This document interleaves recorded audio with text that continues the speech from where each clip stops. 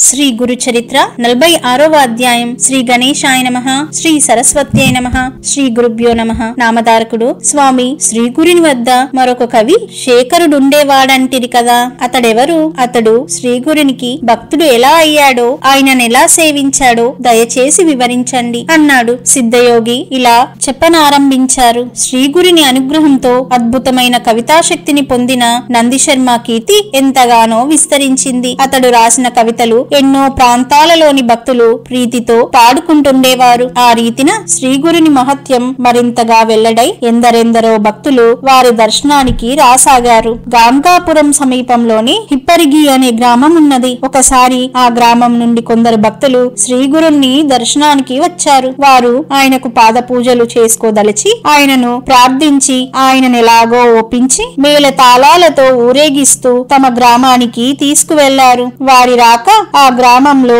గొప్ప ఉత్సవంగా జరిగింది. ఒక్కొక్కరు ఎంతో భక్తి శ్రద్ధలతో శాస్త్రోక్తంగా ఆయనకు పాద పూజలు చేసుకున్నారు. ఆ ఊరిలో ఒక శివాలయం ఉన్నది. అందులోని శివుని పేరు కల్లేశ్వరుడు. ఆ ఊళ్ళోని నరకేసరి అని ఒక బ్రాహ్మణుడుండేవాడు. అతడు మంచి కవి, శివభక్తుడును. అతడు నిత్యము కల్లేశ్వరుని స్తుతిస్తూ పంచపద్య మణిమాలను రాసి కల్లేశ్వరునికి సమర్పించుకునేవాడు. అతడు ఆ శివునికి తప్ప మరే దేవతలకు నమస్కరించేవాడు కాదు, మరే దేవతను స్తుతించేవాడు కాదు. అతడు ఒక రోజు శ్రీగురుని గురించి నందిశర్మ చేసిన స్తోత్రం విని ఇతని కవిత్వం ఉత్తమంగా ఉన్నది, అయినప్పటికీ ఇది కేవలం నరస్తుతే గనుక పనికిరాదు అని తలచాడు. శ్రీగురుడు ఆ గ్రామంలో భిక్ష చేసిన రోజున కొందరు బ్రాహ్మణులు ఆ కవి వద్దకు వెళ్లి, కవిచంద్ర, మీ పద్యాలెంతో మనోహరంగా ఉంటాయి. శ్రీ నరసింహ సరస్వతి యతివరేణ్యులకు కవిత్వం అంటే ఎంతో ప్రీతి కనుక వారిని స్తుతిస్తూ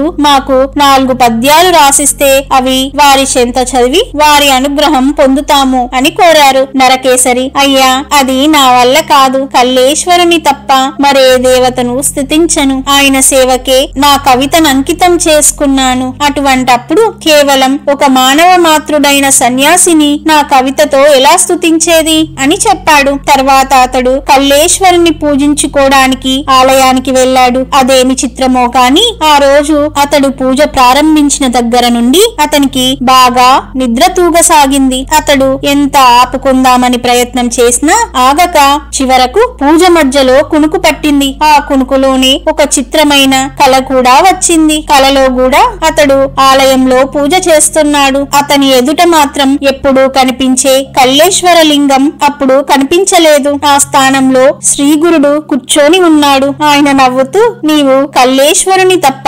మరెవ్వరిని నీ కవితతో స్తుతించవు కదా, మానవ మాతృలమైన మమ్ము ఈనాడు పూజిస్తున్నావేమి అన్నారు. నరకేసరి త్రుళ్ళిపడి వెంటనే నిద్ర మేలుకున్నాడు. మరలా పూజ ప్రారంభించిన కొద్దిసేపట్లో కునుకు పట్టింది. శ్రీగురుడు మళ్లీ స్వప్న దర్శనమిచ్చి, మేము కల్లేశ్వరుడు వేరు కాదు అన్నారు. ఆ కలలోని అతడు పూజ పూర్తి చేసి 5 పద్యాలతో స్తుతించాడు. ఈసారి నరకేసరి మేల్కొని తనకొచ్చిన కలను స్మరించుకొని, అయ్యో, నేనింతవరకు పొరపడ్డానే. ఈ నరసింహ సరస్వతి యతివరేణ్యులు సాక్షాత్తు పరమేశ్వరుడే కాని ఇంతవరకు నేను తలచినట్లు మానవ మాతృలు కారు. కేవలం భక్తులను ఉద్ధరించడానికే భగవంతుడు ఇలా అవతరించాడు. ఈ శ్రీగురుడు ఆ త్రిమూర్తుల స్వరూపమే కాకుంటే ఈనాడు పూజలో నాకు దర్శనమిచ్చి నా సందేహానికి సమాధానం ఎలా ఇవ్వగలరు అని నిశ్చయించుకున్నాడు. వెంటనే బయలుదేరి అడుగడుగున సాష్టాంగ నమస్కారం చేసుకుంటూ శ్రీగురు దర్శనానికి వెళ్లాడు. ఆ సన్నిధి చేరగానే అతడు నమస్కరించి చేతులు కట్టుకొని స్వామిని తన కవితతో ఇలా స్తుతించాడు. అనంత సచ్చిదానంద స్వరూపులైన మీరు సాక్షాత్తు ఆ కల్లేశ్వరులే. అది తెలియక నేనింతవరకు మిమ్మల్ని స్తుతించనైనా లేదు. చిరకాలం కఠోర తపస్సులు చేసిన యోగులకు కూడా మీ సాక్షాత్కారం లభించదు. కల్లేశ్వరుని కృప వలన నాకీనాడు మీరు దర్శనమును గ్రహించారు. ఈ దుఃఖ సాగరంలో మునిగి దారి తెన్ను కనిపించక బాధపడుతున్న భక్తులను రక్షించడానికి మీరిలా అవతరించారు. ఇక ఈ లోకంలో మీ పాదాలను ఆశ్రయించక ఇతర మార్గాల కోసం వెతుకులాడడం వ్యర్థమే అని స్తుతించాడు. స్వామి నవ్వి, ఏమయ్యా, ఇంతవరకు నీవు మేము కేవలం మానవ మాతృలమని మమ్మల్ని ప్రజలిలా పూజించడం తగదని ఆక్షేపిస్తుంటివే, ఇంతలో నీ మనసు ఇలా ఎందుకు మారింది అని అడిగారు. నరకేసరి నమస్కరించి, స్వామి, నేను అజ్ఞానమనే చీకటిలో పడి ఉన్నప్పటికీ మీరు నా పాలిట జ్యోతి స్వరూపులై నాకు కనువిప్పు కలిగించారు. ఇంతకాలం నేను శ్రీ కల్లేశ్వరునికి చేసిన పూజలు ఫలించి ఈనాడు నాకు మీ పాదసేవ లభించింది అని తనకు కలిగిన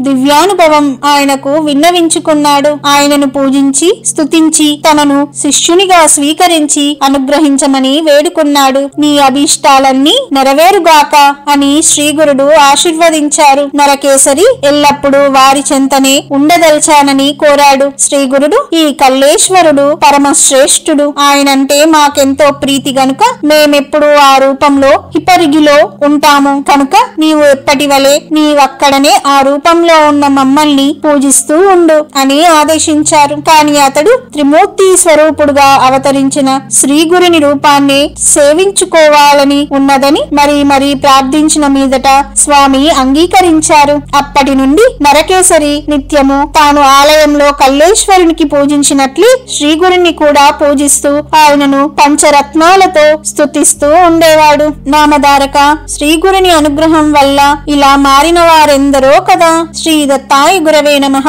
శ్రీ శ్రీపాద శ్రీ వల్లభాయ నమః. శ్రీ నృసింహ సరస్వత్యై నమః.